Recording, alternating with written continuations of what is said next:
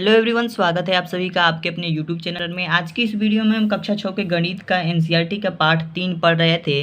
अध्याय जो हमारा था संख्याओं के साथ खेलना, इसका इंट्रोडक्शन पार्ट 2 देखने वाले हैं इस वीडियो में। इस वीडियो में हम पूरी टोटली वीडियो बना रहे हैं आपको विभाज्यता की जांच के लिए। ठीक है, तो संख्याओं की विभाज्यता की जांच हम कैसे करते हैं, कैसे पता करेंगे कि 2 से यह संख्या विभाजित है कि नहीं है। कोई ऐसी बड़ी संख्या दिखाई देगी और आपसे पूछ लिया जाए कि क्या ये 11 से विभाजित है, तो कैसे आप बता सकते हैं कि मतलब ये संख्या जो है किसी संख्या से विभाजित है। तो इसके बारे में ये टोटली वीडियो है, बिल्कुल भी स्किप मत कीजिएगा। सारी चीज़ें आपके लिए बहुत इंपॉर्टेंट होने वाली है। सबसे पहले हम बात करते हैं विभाज्यता की जांच में 2 से विभाज्यता किस प्रकार से हम चेक करेंगे। ठीक है, कैसे हम जानेंगे कि कोई संख्या 2 से विभाजित है, यानी कि 2 से पूरी कट जाएगी। ठीक है, जैसे कि मान लीजिए छोटी संख्या है, तो आप जानते ही हैं कि छोटी संख्याओं को हम 2 के पारा में अगर पढ़ेंगे, 2 का पारा, और वो संख्या अगर आ जाती है तो वो 2 से विभाजित होगी। लेकिन ऐसी संख्या जो बड़ी हो, 3 डिजिट की हो, 4 डिजिट की हो, तो उस संख्या को हम कैसे पहचानेंगे। देखिए, 2 से विभाज्यता के लिए आपको क्या करना है, इकाई के स्थान पर 0, 2, 4, 6, 8 होना चाहिए। ठीक है, 2 से विभाज्यता तभी होगा जब कोई भी संख्या हो, कितना हो बड़ी संख्या हो, अगर इकाई के स्थान पे 0, 2, 4, 6 और 8 है, तो वह 2 से पूरी तरह से विभाजित हो जाएगा। ठीक है, जैसे कि एग्जाम्पल के तौर पे एग्जाम्पल दे देते हैं आपको। जैसे कि मान लीजिए 7, 8, 6, 2, 4, 9, 3, 6 और लास्ट में हम 8 दे देते हैं। तो अगर अंत में इकाई के जगह पे इकाई यहाँ शुरू होगा, दहाई यहाँ, ये ऐसे, तो इकाई के जगह पे अगर इसमें से कोई भी संख्या हो तो वह 2 से विभाजित होगी। तो देखिए, इतनी बड़ी संख्या को हमने चुटकियों में बता दिया कि यह 2 से विभाजित होगी। कैसे? इकाई के स्थान पे 8 है इसलिए। ठीक है, अब ऐसी भी संख्या हो सकती है, यह विभाजित होगा 2 से। अब ऐसी भी संख्या हो सकती है 7, 8, 0। ठीक है, अंत में क्या है, 0 है, यानी कि इकाई के जगह पे 0 है। तो इनमें से कोई भी संख्या हो, 0 है तो 0 है, तो ये भी संख्या क्या होगी, 2 से विभाज्य होगी, यानी कि 2 से पूरी तरह से कट जाएगी। अब बात करते हैं, जैसे कि ये भी हो सकता है 3, 4, 834। अब देखिए, इसमें 4 क्या है, 4 इकाई की जगह पे है, तो इनमें से कोई भी संख्या इकाई की जगह पे होगी तो क्या होगा, 2 से विभाज्य होगा। ठीक है, तो बिल्कुल ही सिंपल सा तरीका है। अगर किसी भी संख्या के अंत में 0, 2, 4, 6 और 8 आता है तो वह 2 से विभाजित होगा। आशा करता हूँ आप समझ गए होंगे। और ऐसी संख्या जिसके अंत में, जैसे कि मान लीजिए ये आ जाए, तो इसके लास्ट में 3 है, इनमें से कोई संख्या नहीं है, तो यह 2 से विभाजित नहीं होगा। ठीक है, तो आपको क्लियर हो गया होगा। चलिए देखते हैं आगे क्या है। अगर आप नोट करते हुए चलेंगे तो और भी बेहतर होगा आपके लिए। नोट करते चलिए।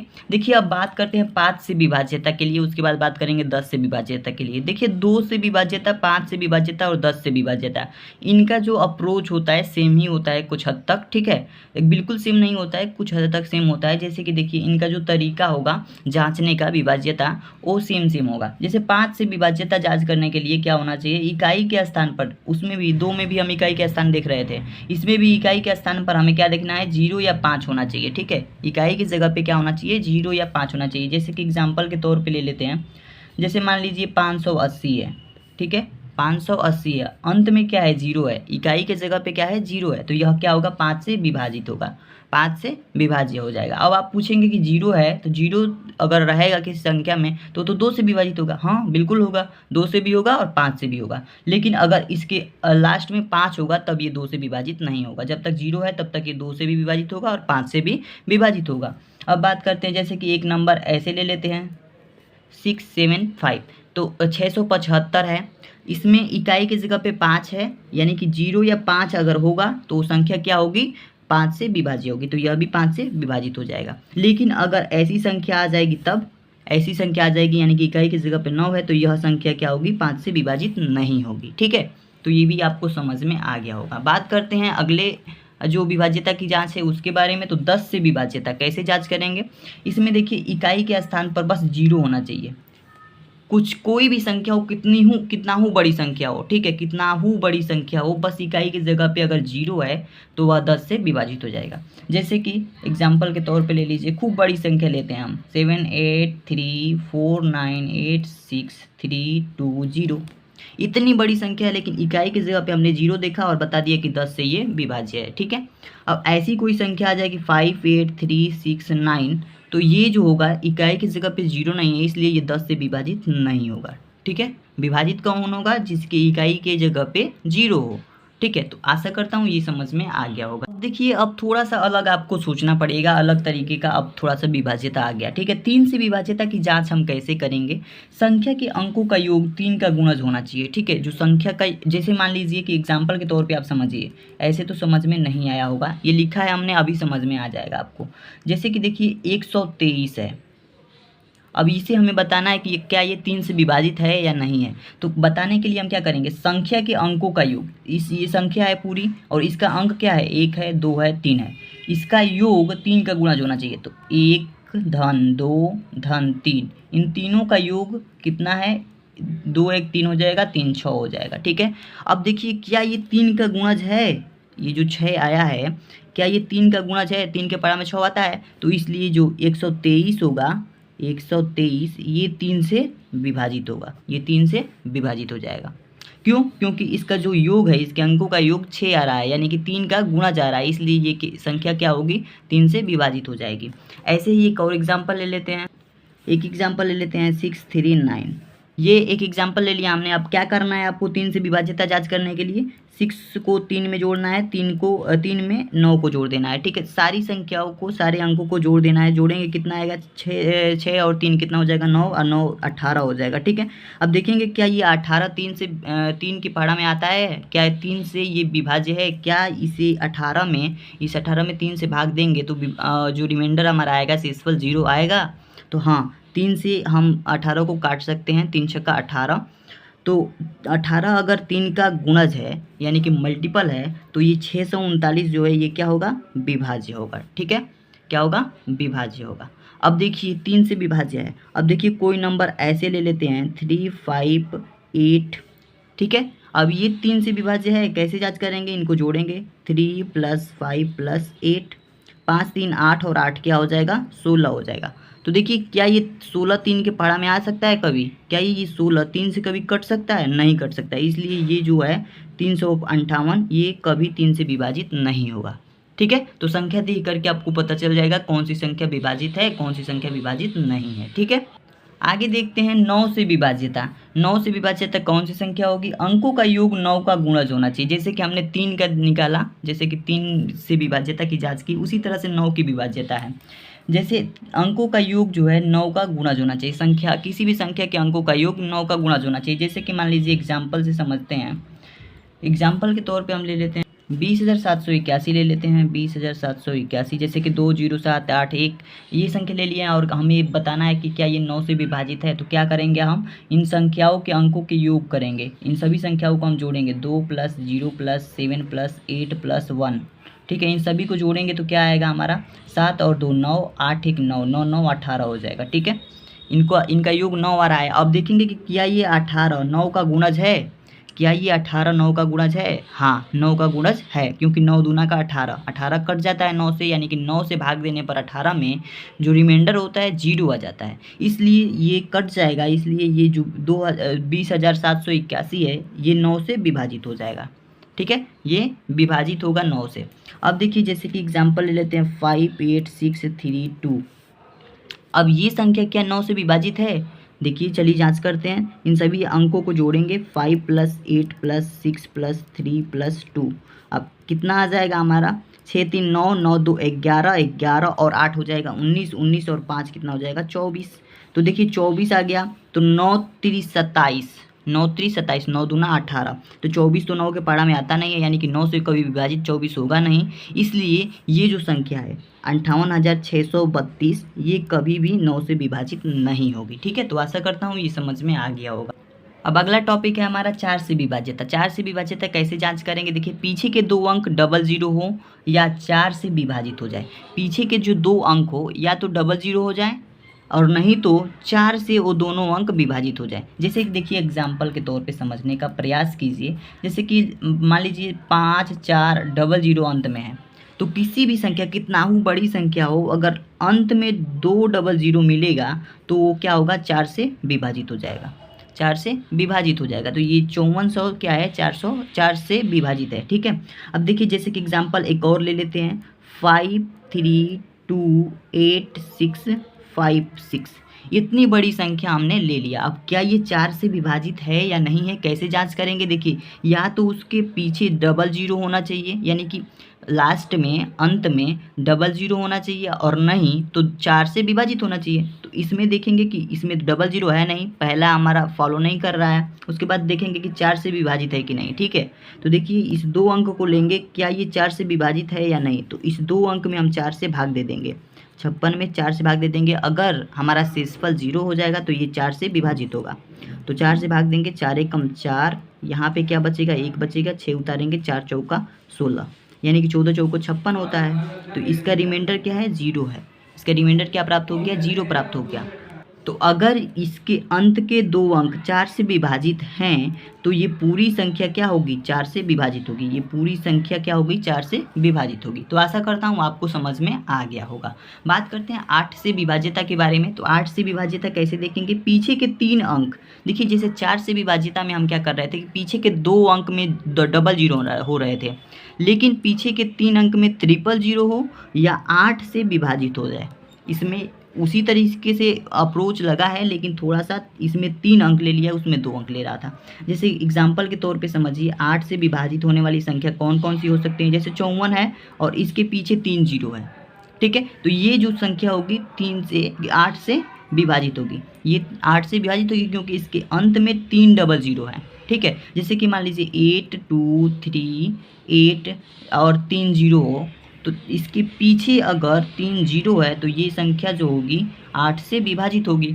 और एक और, जैसे कि एक और एग्जांपल लीजिए, 57848। ठीक है, ये हमने संख्या ले लिया। अब हमें देखना है कि क्या ये 8 से विभाजित है। तो देखिए सबसे पहले हम पीछे के 3 अंक पे 0 देखेंगे। इसके पीछे 3 अंकों में 0 नहीं है, तो इन तीनों अंकों को लेकर के हम 8 से भाग देंगे। अगर ये भाग में 0 प्राप्त हो जाएगा हमें, तो समझ जाएंगे कि ये 848 जो 3 अंक है 8 से विभाजित है, और जब विभाजित है तो 8 से ये विभाज्य होगी पूरी संख्या। तो इसमें हम 8 से भाग देंगे, 8 एकम 8 हमारा कट जाएगा, यहाँ पे 4 बचेगा, यहाँ पे 0 उतारेंगे तब यहाँ पे 8 उतारेंगे, और 8 छक्का 48, 8 छक्के 48, ये कट जाएगा, यानी कि हमारा जो रिमाइंडर होगा 0 प्राप्त हो गया। जब हमें शेषफल 0 प्राप्त हुआ तो इसका मतलब 848 जो है 8 से विभाजित है, और इसलिए ये जो पूरी संख्या है ये हमारी क्या होगी, 8 से विभाजित होगी। तो आशा करता हूँ ये भी आपको समझ में आ गया होगा। चलिए देखते हैं आगे हमारा क्या है। अगला है हमारा 6 से विभाज्यता। तो 6 से विभाज्यता हम कैसे जांच करते हैं, जो संख्या 2 व 3 से विभाजित हो जाए वह संख्या 6 से विभाज्य होगी। ऐसी संख्या जो 2 से और 3 से दोनों से विभाजित है, दोनों से विभाजित होना चाहिए। ध्यान दीजिएगा, 2 और 3 दोनों से विभाजित होना चाहिए। ये नहीं कि केवल 2 से विभाजित हो और 3 से विभाजित ना हो, ऐसे नहीं हो पाएगा। ठीक है, ऐसे ही अगर होगा कि मतलब 2 से विभाजित हो रहा है 3 से नहीं हो रहा है, तो 6 से विभाजित नहीं होगा। विभाजित 6 से तभी होगा जब 2 और 3 दोनों से वह संख्या विभाजित हो जाए, यानी कि कट जाए पूरी तरह से। जैसे देखिए मान लीजिए एग्जाम्पल के तौर पे हम एक नंबर लेते हैं, क्या लेते हैं, 5412। ये एक नंबर लेते हैं। अब देखिए इसको हम कैसे पता करेंगे कि 6 से विभाज्य है कि नहीं है। तो इसके लिए हम क्या करेंगे, सबसे पहले देखेंगे कि क्या ये 2 से विभाज्य है। अगर 2 से विभाज्य हो जाएगा, विभाजित हो जाएगा, तो 3 से देखेंगे कि क्या ये 3 से विभाजित है। और जब 2 और 3 दोनों से विभाजित होगा तो 6 से अपने आप ही विभाजित हो जाएगा। कैसे पता करेंगे, देखिए 2 से पता करने के लिए हम क्या करते हैं कि इकाई के स्थान पे देखते हैं, क्या इकाई के स्थान पे 0 2 4 6 8 है। तो इन संख्याओं में से, यानी कि 0 2 4 6 8 में से कोई भी संख्या अगर इकाई की जगह पे होगा तो वो 2 से विभाजित होगा। तो इसकी इकाई की जगह पे 2 है, यानी कि यह 2 से विभाजित है। ये पूरी संख्या 5412 2 से विभाजित है। 3 से विभाज्यता देखने के लिए हम क्या करते हैं, इन सभी संख्याओं के नंबर को हम जोड़ लेते हैं। 5 + 4 + 1 + 2, इनको जोड़ने के बाद से हमें क्या प्राप्त होगा, 5 4 9 1 10 2 12, यानी कि इसका जो योग आ रहा है, इन सब का जोड़ आ रहा है वो 12 आ रहा है, यानी कि 3 का गुणा जा रहा है। 3 से ये 12 कट जाएगा। तो जब 3 से 3 चौका 12 कट जा रहा है तो ये संख्या जो होगी, पूरी संख्या 5412, ये क्या होगी, 3 से भी विभाजित होगी। और जब ये 2 और 3 दोनों से विभाजित होगी तो ये 6 से अपने आप विभाजित हो जाएगी। ठीक है, तो आशा करता हूँ ये आपको समझ में आ गया होगा कि 6 जो होगा, 6 से तभी विभाज्य होगी कोई संख्या जब 2 और 3 दोनों से विभाजित हो जाए। ठीक है। अगर केवल ये 2 से विभाजित होती, 3 से विभाजित नहीं होती, तो ये 6 से विभाजित नहीं होता। अगर 3 से विभाजित होता और 2 से विभाजित नहीं होता तो ये 6 से विभाजित नहीं होता। ठीक है, तो बात इतनी सी है कि आपको इसमें देखना है कि 2 और 3 दोनों से विभाजित होनी चाहिए संख्या, तभी वो 6 से विभाजित होगी। अब बात करते हैं 11 से विभाज्यता के बारे में। 11 से विभाज्यता की जांच कैसे करेंगे, कौन सी संख्या 11 से विभाजित होगी, कैसे जानेंगे, चलिए देखते हैं। हम देखिए सबसे पहले एक एग्जांपल ले लेते हैं 639210। ठीक है, एक ऐसी संख्या ले ली हमने।